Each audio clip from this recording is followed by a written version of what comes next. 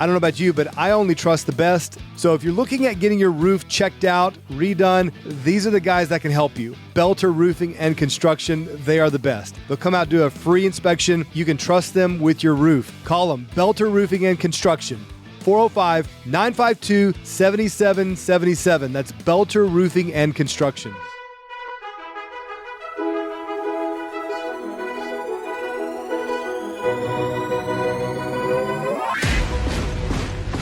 This is the Jake for the State podcast, and this is the call for every red-blooded, God-fearing, liberty-loving patriot to prepare yourself, take your position, stand your ground, and advance the cause of freedom. Let's go.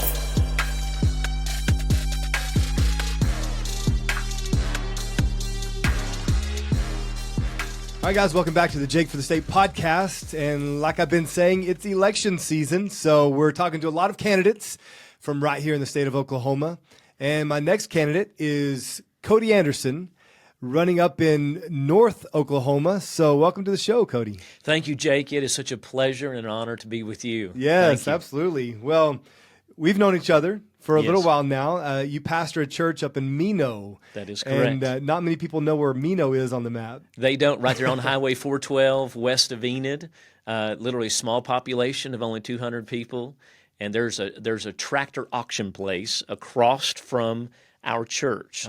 It doesn't get any more rural than that. That's right. But the thing is that we've had such a large impact with where we're at there in Mino, leading a multi-site campus now with a campus in Cherokee that's thriving and doing good. But it's all by the grace of God, that we're able to see what we're able to see, and it's incredible. Well, I can testify to it. That's a dynamic church. God is moving out in Mino, Oklahoma. Yeah. I mean, like you said, small population, but people come from all over. They do. To gather there. 60 miles. They will drive 60 miles. Wow. We triple the population in Mino every Sunday. Right. So it's good. How long have you been pastoring? So I've been the senior pastor for 23 years, but Amy and I have been in ministry for 32 years. And so we started when we were 9.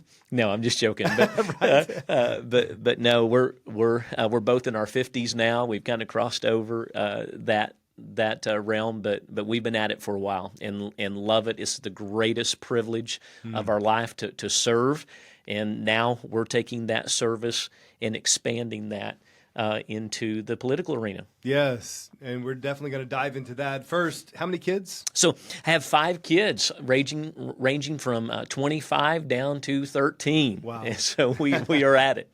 No kidding. And you've been in the agricultural world for a long time. Yes, yeah. So Amy and I and my family, we're third generation in our operation. We have a ranching operation, farm and ranch both, and so we are at production ag every day. We pastor and lead church as well. My wife is a physical therapist, and so we don't shy away from work. We're busy, but we would rather be busy serving and working and helping produce the things that we do than anything else. Because listen, I'm telling you, Jake, I know where you live, but I'm pretty biased. We live in the best part of Oklahoma. The greatest people live in. You should always live in a place that you believe is the best. Absolutely, I love it. Absolutely.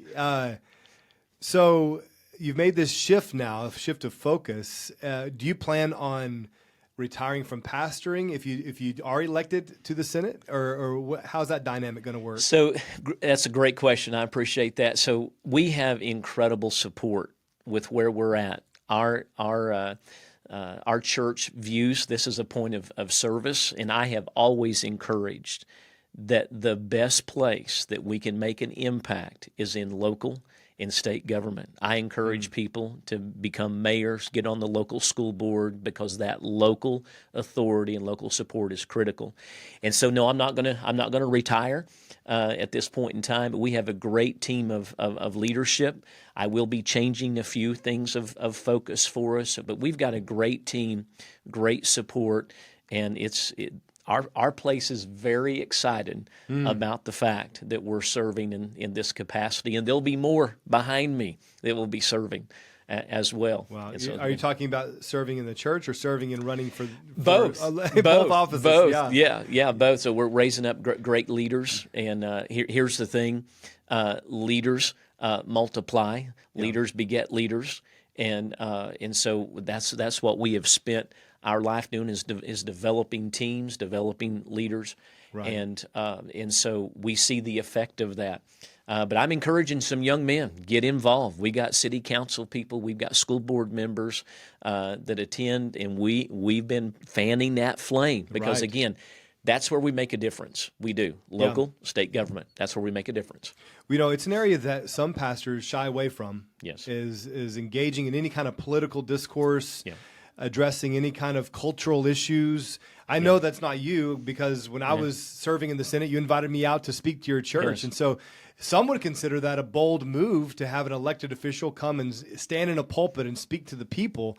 Yeah. How important is that to you? How vital is that in our day, especially for the pastor to speak on issues, to be engaged in whether not even talking about running, but just to speak on these political issues? Yeah. Well, first of all, political issues affect our culture, right? And so, listen, Jesus said this: seek first the kingdom of heaven and his righteousness, and all these things will be added unto us. So literally, we have a responsibility to steward not only the kingdom of heaven, but the authority of the kingdom of heaven, all right, and the government is placed upon Christ as the Son of Man. That's what the Scripture clearly tells us. It rests on his shoulders, right? It rests on his shoulders. Yeah. We have the responsibility of carrying those principles, those values, those convictions into the very place that affects the culture around us.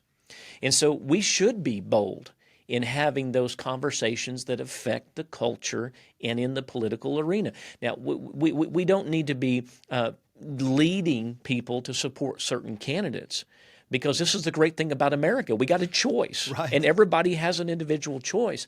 But we do need to understand what aligns with the kingdom of heaven, what aligns with the Word of God, and then we need to protect those things and bring them into the arena. And listen, let me say this, Jake, that there are some people that say, oh, I just don't know if we can have pastors serve in the political arena. Then we have missed the foundation of America. What our founding fathers designed is that not that the church would be separated from its influence, but that the government would not dictate to the people on how they worship and where they worship. All right? And so listen, we've been involved. I'm talking about ministry, clergy from the very foundation. And when we understand that, we know that the founders stopped, prayed, pursued the wisdom of heaven to make the decisions that they needed to make at that time. And if there's ever been a time that we need that in our political arena, it's now. Not overbearing with what it is that we believe, but in the sense of let's seek the wisdom of God. Let's pray. Let's bring people together. One of the reasons that I'm running right now is because there is incredible dysfunction even in the Republican Party. Oh, yeah. We are so divided, all right? And I am not naive to think that one person can change that, but one person can be a drop in the middle of the pond that creates a ripple effect. But somebody needs to be that first voice and that first drop of unity. I have spent my life being a unifier.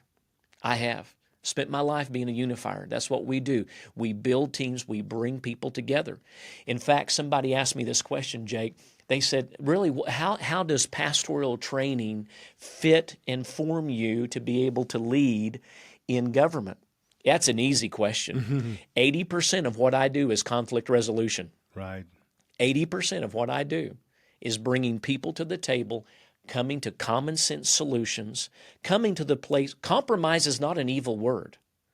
Compromise, not our values, not our character, not our morals, but compromising how I view and how I see certain things that can make an impact in individuals' lives and constituents' lives, not only in my district, but also in the state of Oklahoma. That is where we need to get back to and have a heart of unity. Nothing gets done in division. Nothing gets done in division. It is unity that produces results. So let's stay on that for just a little bit. It's definitely an area of interest of mine. I feel like we could speak the next hour on just this issue because the Republican Party is so fragmented. Yeah. Even in our Republican Party here in the state, we have in the GOP the chairman and vice chair at odds with each other. Yes. I'm finding more and more in individual counties we're finding divisions between leadership, and so it is frustrating and saddening to see that. And I've been calling for the same thing, for unity. Mm-hmm. And then on the other side, you have this stand that you take. Yes. And like you said, sometimes when you refuse to compromise on morals and principles, then the inevitable result is division. Mm-hmm. of there are some no-goes. There are some places you just will not go. And I think I'll ask you in a minute, we can dive into it more, but issues like abortion, like the LGBTQ issue, as a Christian especially, we say, okay, there's a particular stance we have that is biblical. Yes. And where Scripture is clear, we don't compromise on it. It's black and white. And so thinking about taking that into the legislature, because it's an area where I had to wrestle myself, going into the Senate as a pastor, as a heart for people, and wanting to win people over. But suddenly it's kind of different stepping into this political realm where you're dealing with law, and law often is black and white. It says either you broke the law or you didn't. Right. And so you're drawing a line in the sand saying this is what we as a state are going to recognize as legal, and the other side is that is illegal. Yes. An abortion, it's either legal or illegal. And there's some gray lines in there with, the exception clause of rape and incest and things like that. Yes. So thinking about that, this whole thing about principle and taking a stand by also seeking compromise. Yes. How do you balance those, looking forward to going into the Senate? Yep, and I think that's a great question, and I appreciate that question because the challenge is high. There is no doubt there are so many different areas that the challenges that we face in the state of Oklahoma and with these issues, whether it be abortion, and I don't want to combine abortion with water rights and dealing with our water issue, but that's a serious issue that affects lives. Yeah. It is. Abortion affects lives. It does. So what we have to do, let's get the best possible result that we can get. And in the midst of that, I have to have some grace. I have to have some grace in some of those conversations because I may not see it exactly like Jake Merrick sees it or some other person, but I want to get as close to the moral compass as we can possibly get because I realize that there's a whole group of Oklahomans that we still have to work with, live with. I mean, listen, can I tell you something? Jake, listen, at some point, we know what the Bible says. At some point, this all ends. Yeah. All right, this is all done. We know where it's going. We know where it's going. And we have to spend eternity together. All right? And so when we get to that point, some of this stuff is just not really going to matter, even though it's very important right now. I just want to start exercising what we're preparing for down the road. I've got to live with you. I got to serve with you. If you have a personal relationship with Jesus Christ, right, we're going to spend eternity together. Yeah. All right? And so I want to make sure that what I'm doing is not condemning others, all right? But what I want to do in all of these more social issues, let's just have a conversation that brings us to a place of unity that says this literally is the best course, and it gets us to the closest point, pointing north, that we can get on our moral compass. This is right. This helps protect life. This helps protect everybody involved. And let's get there. So there's sometimes that drawing a line in the sand doesn't get us there, and we have to recognize it. And that's an individual decision at specific times. You experienced it in the Senate. Yeah. And many of my friends that have served in the political arena have had to make that tough choice. And great, do it. You have to do what you need to do. But the question that Cody Anderson is going to ask as we serve in the Senate and serve District 27, what gets us to the closest point of where that moral compass is pointing north, and let's grab it and get it while we can get it. And then we may have to come back again, but we'll continue to fight for life. We'll also fight for what we need to do in all of these social areas. And we could mention 20 right now, but we don't have time in this conversation to do it. But let's move towards what is the best possible solution that brings about just common sense. Common sense is not a supernatural ability. Right. Common it's sense. It's common. It's common. And let's just get there, have the conversation, and do what's best for Oklahomans. You mentioned Senate District 27 is where you're running. Yes. What does that encompass? Listen, that's 10 counties. 10 counties. That is all the way to the very end of the Panhandle, and it's down south in Roger Mills, Ellis County, and Dewey County, and then all the way north up to Woods County and across. And so It is 10 counties. It's the largest district that there is in the Senate. Wow. And listen, for some, they can drive in 20 minutes, in 30 minutes, and get across their Senate district. Yeah. Well, that was my district. I had 2 counties. I could drive across it in 30, 40 minutes. Yes. And so that's just important for the people to understand, too, is the difference in the density of each county. And so you have a population that's spread out across 10 counties. Right. And, hey, what does that look like as far as door knocking and engaging with these 10 counties? Listen, we are at it every day, every evening right now, because we want to meet those folks that are in Cheyenne and in Arnett and clear out to Boise City, and I'll leave somebody out because there's a lot. But we have teams that are helping us and working. But we're going to do it because every individual, every town is very important to us. And that's the thing, Jake, I want to mention very quickly. Whether I'm in Beaver, whether I'm in Arnett, whether I'm in Tologa, Leedy, whether I'm in Boise City, just so many places that I've been so far, I'm telling you the majority of people, and I'm telling a lot of people, are saying, Cody, you've given us more in this 40 minutes than we've had in the last 4 years. As far as interaction? Yes, with their representative and the current senator. And listen, and I want to say this: my opponent, he is conservative. He votes conservative. Right. He does.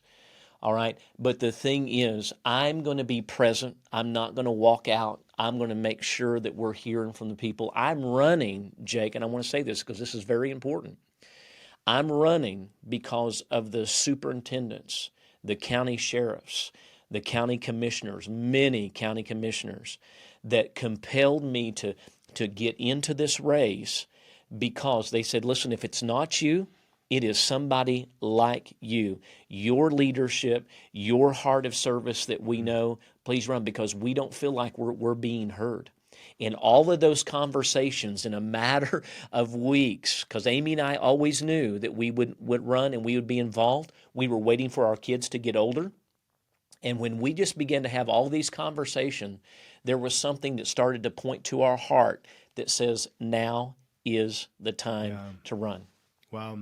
And so your incumbent is Senator Casey Murdock that you'd be running against. Usually, whenever there's an incumbent, whenever you're running against someone, it's because of a voting record. We have a voting record that we can always look to and say, but like you mentioned, he votes pretty conservative. Yes. I served with Casey as well. Conservative, good guy. Have you located any differences? Are there votes that he's taken that you would not have taken? Have you been able to locate any of those in the voting record? Well, not necessarily on the voting record, but here's the thing: if I'm going to commit to something, I'm going to stay to it. Just recently, there was a bill that he was tied to, and then last minute kind of shifted and came off of it. And which one was that? The thing is that was the water bill that was water bill. That was okay, yes. Okay, yeah. And so. That commitment, to my understanding, what was there, and then we shifted because it was going to affect what was taking place out in the Panhandle. Very important, obviously, to an ag district. Listen, it's a very important bill, and we'll see where this thing goes, because it's still not finished yet. And so we'll see if this veto's override on this or not, and see where it gets to. But the thing is this, and let me say that on this water bill, I am not necessarily in favor of the government metering my wells. Yeah. In my production ag wells, because if I meter those, the next thing I'm going to do is I'm going to be metering feedlots. More regulation. It is more regulation. Now, however, this water issue is vital. It is the number one issue in production ag, especially in western Oklahoma. We have to have common sense solutions. And listen, I understand it's so important, and I've talked about this over and over again during this campaign. But the thing is, I do not want us to get to the place to where we reflect Kansas, to where Kansas absolutely has the authority over all the water. The government does in Kansas. I do not want to see that in Oklahoma. Yeah. We can create local authorities and local boards that brings about some level of accountability. We can expand some of that, because where the best authority is on the local level. Local, absolutely. Local authority brings about greater accountability to their peers that are around them. And we're all called to be stewards. A faithful steward is what we are called to be over every area of our life. And we have some bad actors. We do. Everything in our culture, there is good, and with the good, there will be bad actors that take advantage of certain systems, water system being one of them. Yeah. This is a big issue. And not only that, but we in western Oklahoma, we're feeding some of the larger cities. All right, so this water issue is it is the liquid gold of this hour. It is. Well, yeah. And it's important to say, because other people who may be listening to this that live in a more urban district may not understand this. It's very different when you're talking about ag and your whole livelihood depending on water. What are some of the drivers of this need for regulation? I mean, I'm thinking about the marijuana industry and the grows that are pulling a lot of water. I've heard recently, I can't remember if it was in Oklahoma or not, but carrot producers consume a lot of water. Evidently, carrots take a lot of water. And so I think it may have been another state where they were dealing with big food corporations that were producing carrots that sapped a lot of water. Yeah. But I'm just wondering what you're seeing out in your district. Are there big corporations that are pulling lots of water? Is it a drought situation? What's driving this? All of the above. Yeah. All of the above. When you have corporate farming that comes in and they build, and we need them. We need them because we have to feed the world. See, that's what the bigger picture is that rural northwest Oklahoma, and there's other areas in the state, we feed America. And that's something that people need to understand on the forefront of their mind. Production agriculture is so important to this state, but it's also important to the world. And if we do not have the water that we need, we cannot produce, because without water, we cannot produce the grain and the corn that we need to feed the livestock that produces meat for this world and bread for this world. And so this has a huge impact. So here's the thing. Once again, common sense is not a supernatural ability. Right. Okay, let's just apply common sense, and let's come to the place to do it. And listen, I understand that there needs to be some level of accountability. I'm just not in favor of metering, but there can be other ways to do it. Now, if it gets down to it, and I want to say this publicly, I'll say this. If it comes down to it, because again, Cody Anderson, the way that I will lead in legislation is that if we can move towards where that moral compass is set north, and we can get as close to that as we possibly can. Some people will view that as compromise, and I respect that. But compromise of how I view it and how I see it, I may have to, because we have to get to the place where we're protecting our water. Mm-hmm. Okay, and this is so much more than an urban versus rural issue. Yeah, it's more than that. This affects every Oklahoman, and it affects the world. And so here's the issue, Jake, and here's what everybody needs to understand: the aquifer that supplies the water for the majority of Oklahoma in our area, especially in northwest Oklahoma, the Ulaga, I never can say that word very well. Yeah. I help my children do a ton of FFA speeches concerning this. Okay, but the thing is this, is that we are losing, all right, a foot a year in that aquifer. Okay, you add that up. We are not approaching crisis mode.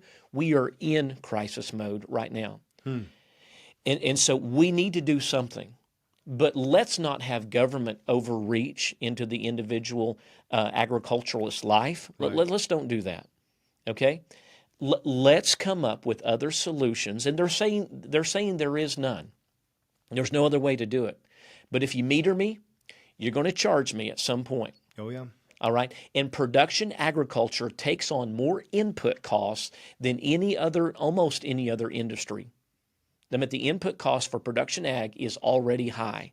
We should not burden our production agriculturalists any more than what they're already burdened, because they are feeding the world. Yeah, no doubt. I mean, that concern, we're hearing a lot about the World Economic Forum, this globalist agenda to manage, monitor, and monetize. Yes. And so we see this coming. It feels like a pin closing in around us. Yes. But I think this is one more example. Like you said, it impacts even those in the urban districts. I mean, when they're told whether or not they could water their lawns or not, or how much bathwater they can use. And we're seeing, the extremes like out in California of regulating how much water comes out of their faucet, and how often they can water their lawns. We understand that there's only a limited supply of water. We need to manage that, be good stewards of it. But we don't, I agree with you, want to go to that extreme of regulating people out of business when it comes to the farmers. Yes. Well, because here's the thing, we're losing the next generation. Already we are, yeah. We're losing the next generation of production ag. We are. And so here's where people have to ask, do we want more? Do we want more corporate? Do we want more corporate farming? Because that's where we're headed to. All right. But if the next generation, all right, and this is why this water issue is big, because it's not just about Cody Anderson and my family. It's about Cody Anderson's children and their children having drinking water. Not just supplying the food that we need to supply the world, but this is an issue that affects us every day. I'm just looking at your flyer. You've been going door knocking like crazy, talking to people. Yes. I want to look at a few of these things you have highlighted as priorities for you, and then we can talk a little bit about what you're hearing from the people. You obviously mentioned the water being a big issue. But thinking about taxation, Governor Stitt obviously made this a highlight of his coming into the legislative session. He wanted to see tax reform. We got some. We saw the repeal of the state grocery tax. A lot of people wanted more, including myself. I thought we could have done a lot more. But where do you stand on this as far as what would you like to see? Maybe in an ideal world, what is your ideal as far as tax reform? And then what would you want as a next step? So here's the thing. I want to get as close. Repeat it. Yep. I want to get as close as we can to what benefits the individual constituent in our state, in the citizens of the state. And so obviously lower taxes puts more money in their pocket. And I want to get as close to that as we possibly can. Yeah. But listen, you have people trying to push for no income tax in the state of Oklahoma. But can I tell you something? In northwest Oklahoma, then property taxes are going to go up. Yeah. And that is going to hurt northwest Oklahoma. And it's going to hurt more people even in the state of Oklahoma than what we realize with that. Now, it's an adjustment. Texas made the adjustment. And everybody can say, yes, let's follow what Texas did. All right? And I think at some point we're probably going to be pushed to that place, honestly. That's my opinion. But I want to protect rural and every individual that's in urban cities as well. Yeah. Because just to do away with income tax does not solve our problem. It creates others, and that's the way that legislation works. Right. I mean, I've talked to other legislators who said they want to see just a reduction across the board, reduced income tax, reduced property tax, but don't do away with all of them. Yes. Because all of them serve a function. Yes. So concerning property tax, I mean, obviously the argument is you never own your property. You're always paying rent to the government. Is there is there an ideal place that we can come to when it comes to property tax? I mean, we know that it's used to help fund schools, which opens up a whole other Pandora's box about school funding and how much is needed there. But just highlighting property tax while we're on the topic. Yes. You know, people feel like they will never own their land. Yes. And never own their property.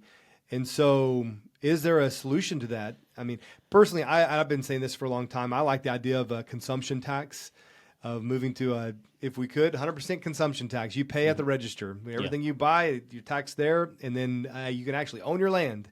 I know that's like a long way away, probably never happen, but I like to weigh that utopian idea with reality and try to get, like you said, somewhere in between. Yes. So what would be your utopia, and what would be something that is achievable and realistic?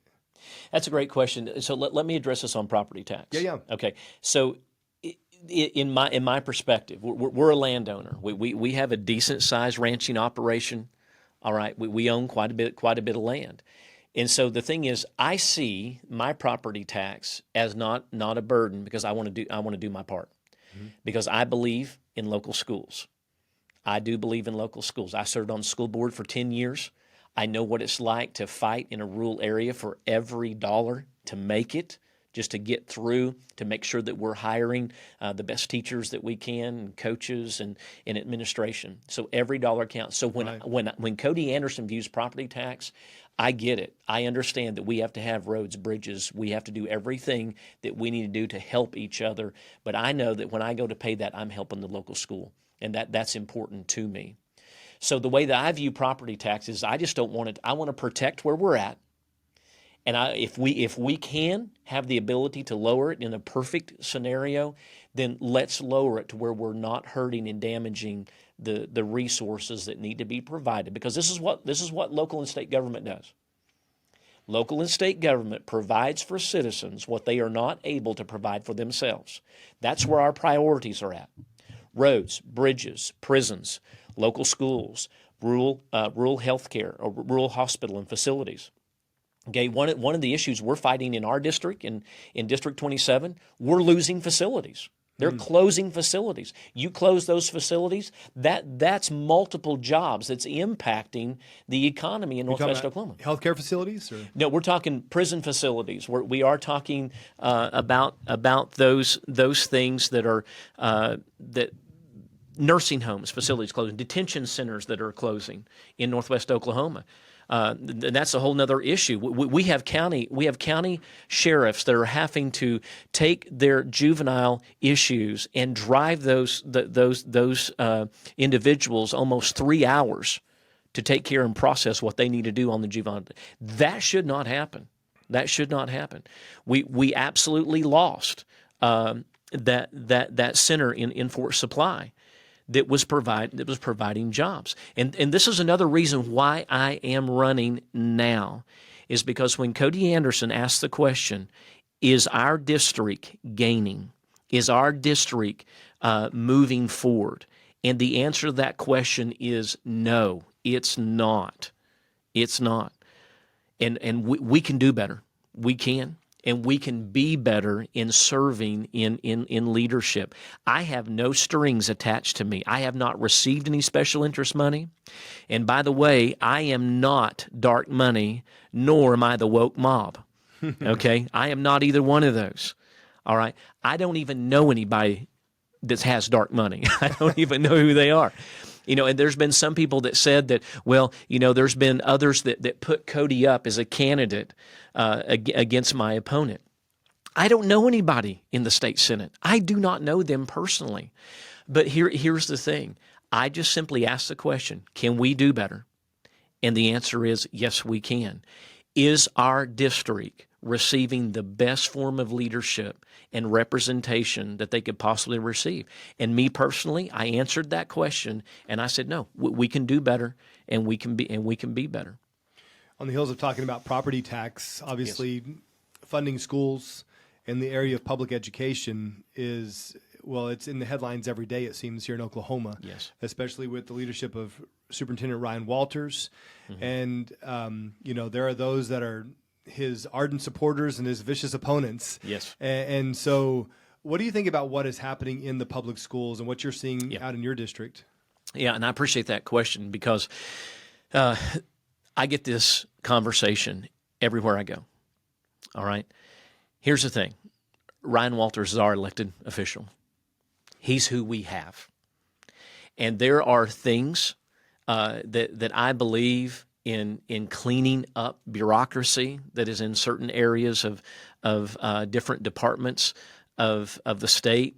I believe that we're way overloaded.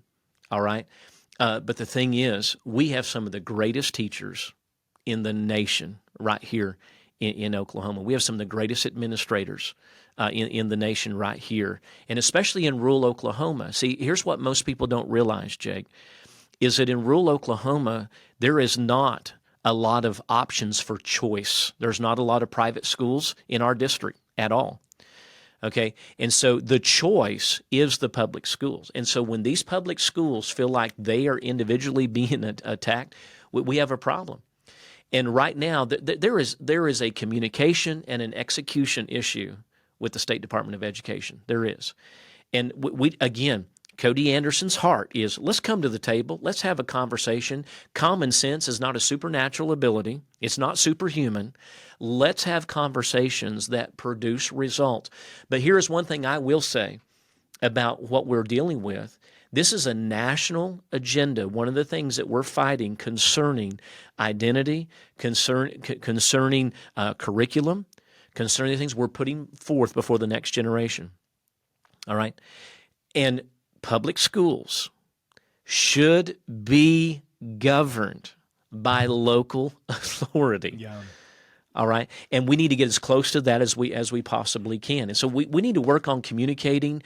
I would encourage Superintendent Walters to get out there and have the conversations that need to be had, because teachers are frustrated, superintendents are frustrated right now. They don't feel like anybody's answering them, and so let's get that done.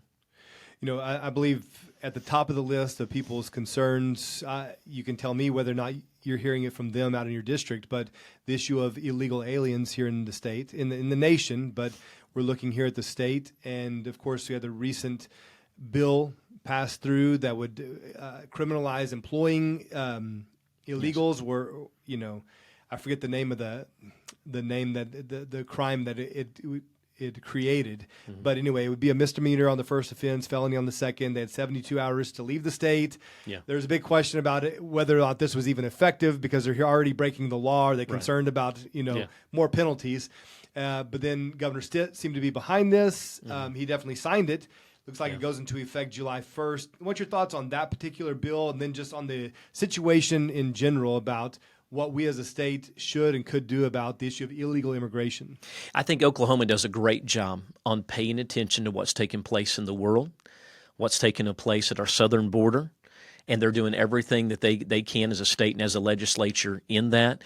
But listen, we cannot allow illegal immigrants to receive any level of benefits from the government, and so let's make sure that we're doing that. I think we're doing a decent job on that, and I will support us making sure that we're not using tax money and constituents' money in this state to help give illegal immigrants any level of benefits. But I want to say this: Biden and his administration is destroying our country.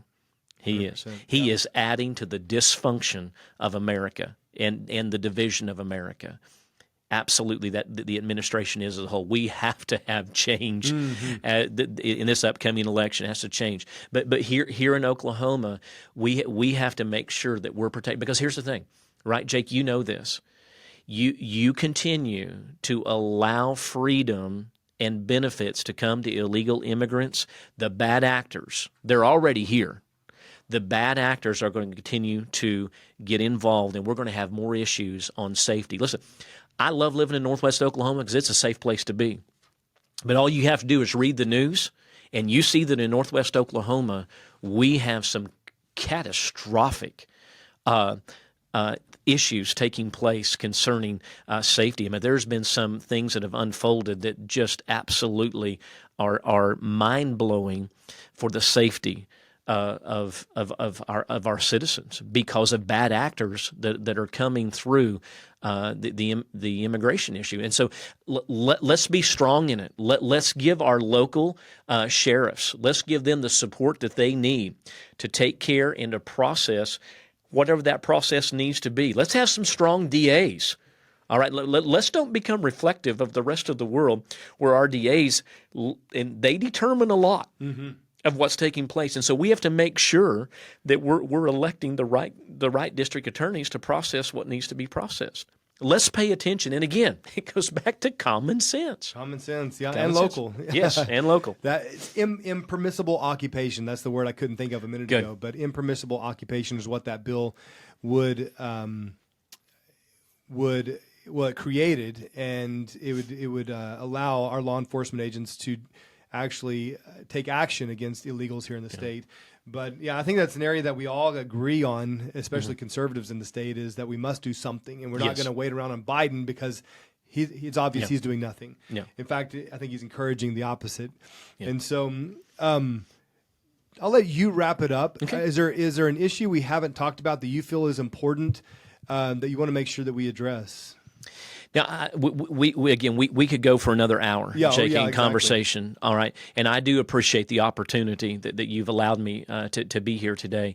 But listen, we need, if you're in District 27, we need your support. We need your help. You can go to CodyAndersonOK.com. That's CodyAndersonOK.com. That's our website. Everything is listed there concerning our platform, our focus, but it's also a place where you can get on board.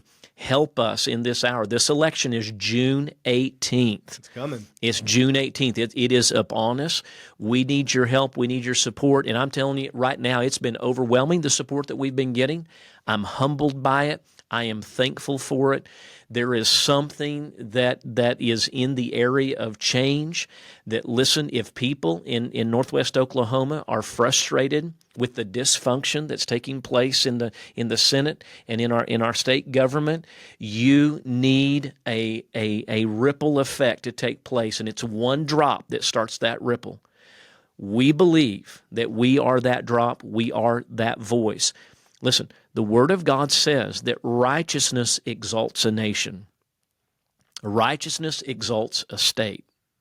Righteousness begins to bring us up. Now listen, I am not perfect. None of us are.